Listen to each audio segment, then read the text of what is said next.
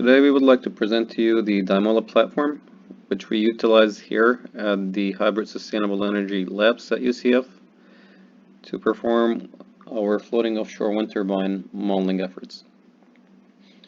The Dymola software utilizes the Modelica modeling language as a backend to facilitate the acausal modeling of physical systems.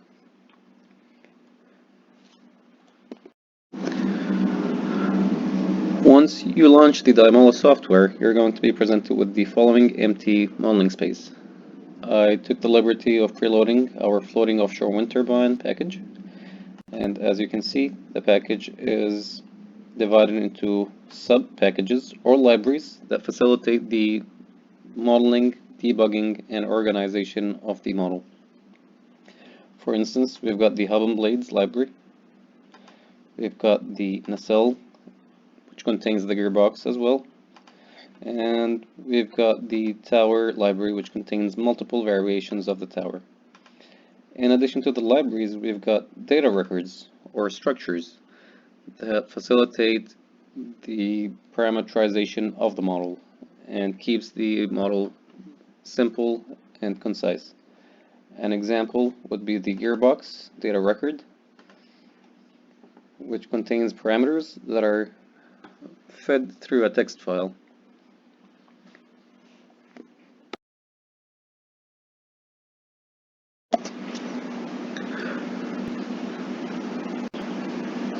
Building a model in Dymola is relatively simple. It's as simple as dragging and dropping elements and then interconnecting them as required. Let's begin by dragging and dropping a tower element. We then fix the tower element to the ground.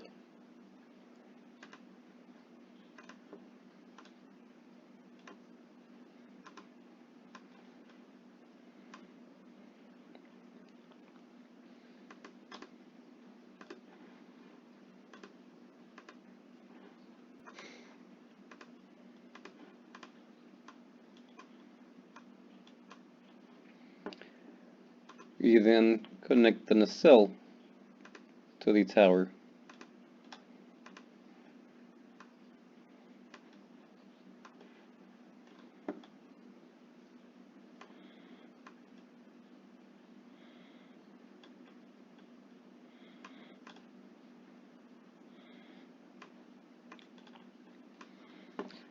And once we connect the nacelle, we can connect the hub and blades.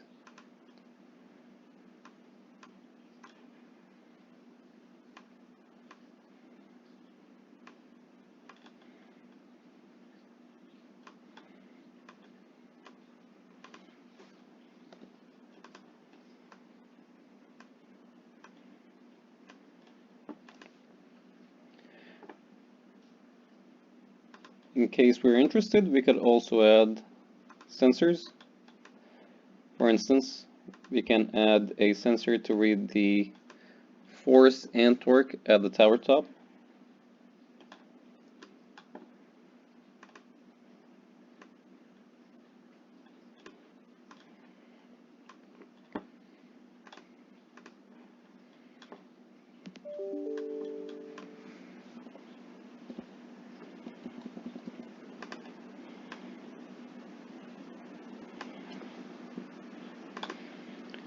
And that's it. This here would be the wind input. This here would be the pitching angle input. This here would be the rotor angular velocity output, the torque and thrust of the rotor, the power output of the turbine, and the generator interface.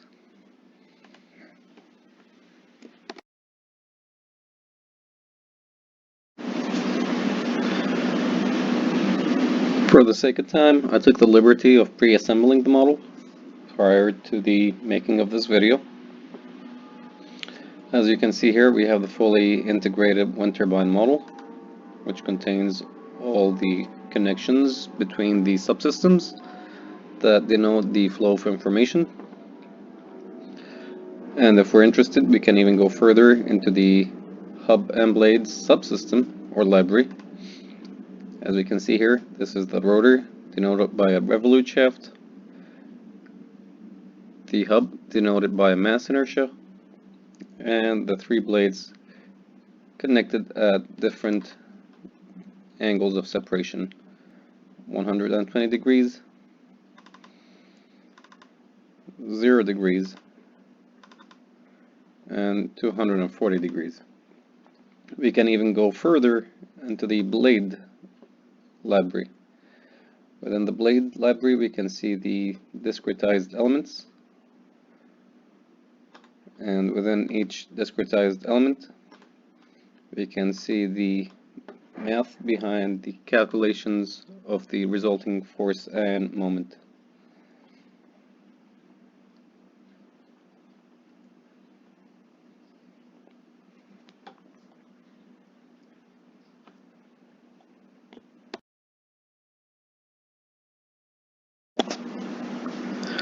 With the wind turbine model assembled, we can perform a simulation. The following simulation is derived from load case 1.1 from the focal wind turbine campaign 1 validation.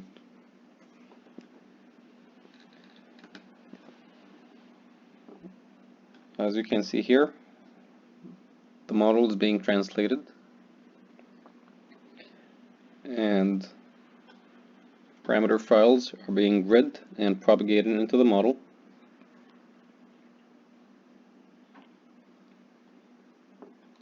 And now the model is being compiled and initialized. If we go into the simulation tab, we can start seeing the plots of the results of the simulation. In addition to the plots, we can also see the resulting animation of the simulation.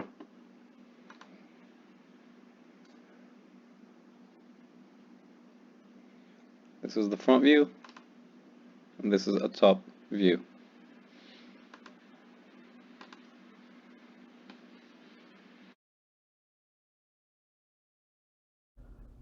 Once again, for the sake of time, I took the liberty of running the simulation prior to the making of this video and compiling the results along with the OpenFast simulation. Those results were both plotted in Excel and presented here. As you can see, the values generated from our Daimola model coincide and have great agreement with the values generated by OpenFast for the torque versus rotor speed. Similarly, the data has great agreement when it comes to the thrust from our Daimola model compared to the OpenFast model.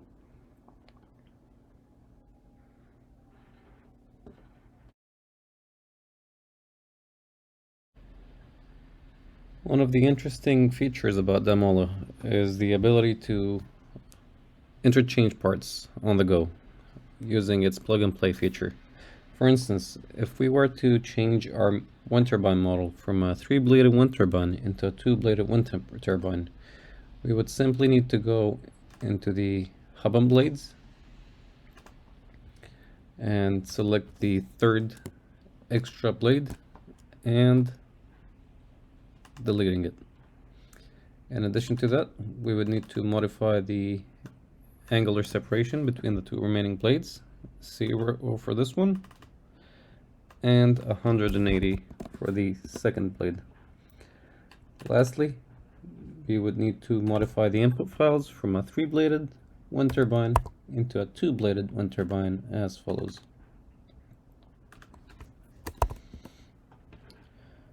With that done, we could run the simulation.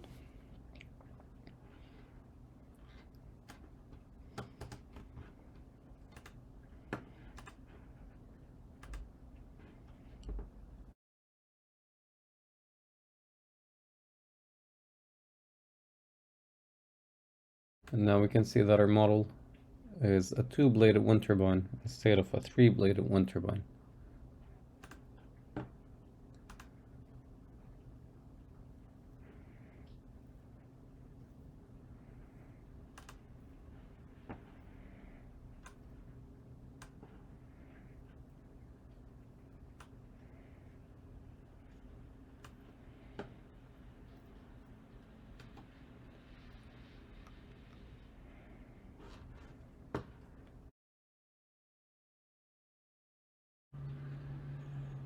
By comparing the Daimola model simulation results for the 2-bladed wind turbine with the OpenFast simulations, we can see that the torque versus rotor speed have a great agreement.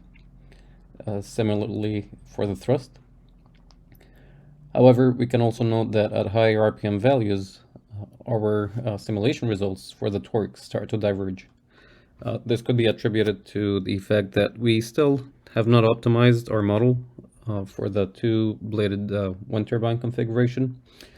Nonetheless, this is a great demonstration of Daimola's capabilities for plug and play by simply deleting the extra third blade to represent a 2-bladed wind turbine. The Daimola engine, the Modelica engine and the Daimola platform were still able to generate results that agree to a great extent with the OpenFast simulations.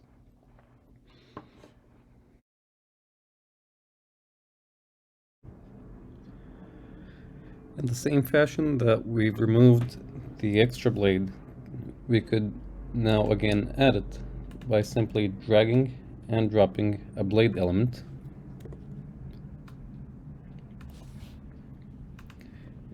And connecting the ports as follows.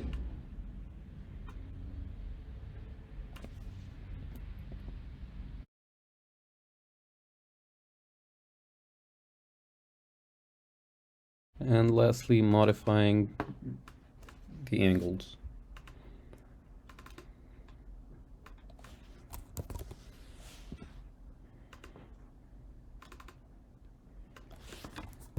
In addition to the parameter files.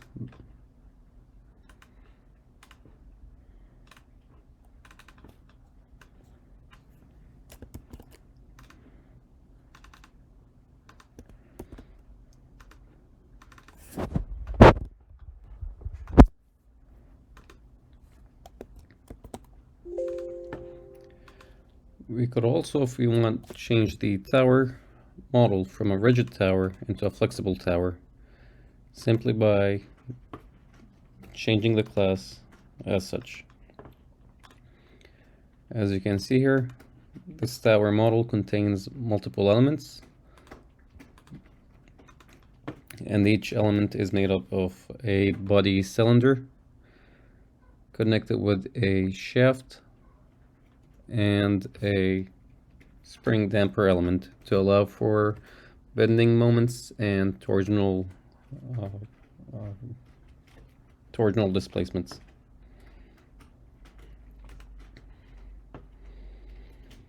With those changes done, we could simulate the model and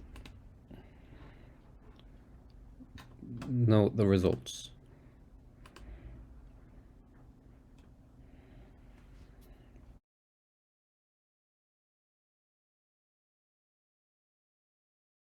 As you can see here, our model is now again a 3-element model, 3-bladed model, and the tower is now a tapered tower with multiple elements instead of one rigid element, as can be seen in this animation.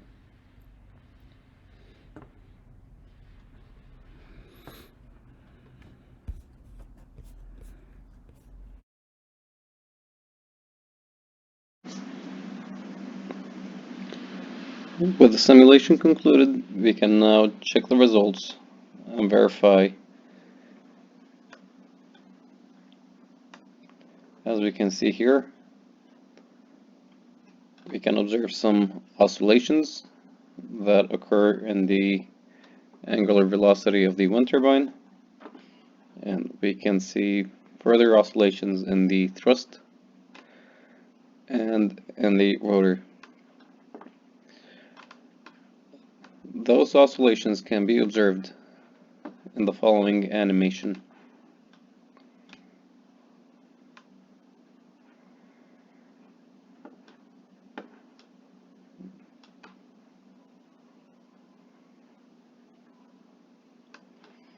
As we can see,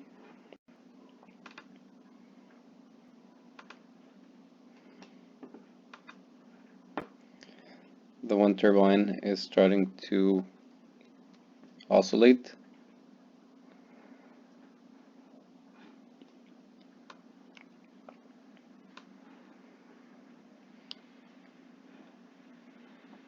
And if we zoom in, we can see the individual elements getting displaced.